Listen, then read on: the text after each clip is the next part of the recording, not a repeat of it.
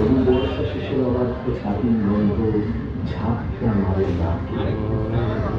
চোখ তুলতে আকাশে বাবু। দশমিক জীবনে কোনো শরৎ আশঙ্কা করেনি। বাপের ঘরে 20 বছর আগের পুরোনো চোখ এখনো নতুন কোনো স্বপ্ন দেখে না। আগামী 20 বছর বাবার সুখের চিকিৎসা, সন্তানের স্কুল বেতন,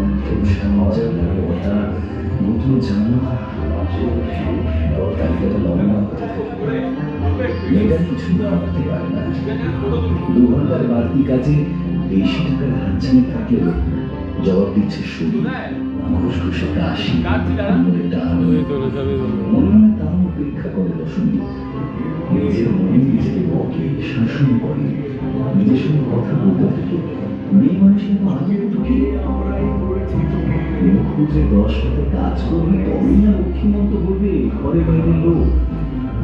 একটু সুভাগও করে নিজের সঙ্গে। ভাদুরের উদ্দরে তাক ঠেকাতে ওড়না তুলে নেয় মাথায়।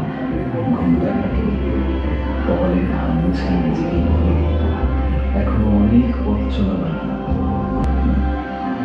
আরেকটু ঘেটে আসলে সব দুর্জন জীবদর্শনে এক একজন সুন্দর মেয়ে, একজন নারী শ্রমিক কেবল স্থানীয় ওষুধ নিধন করে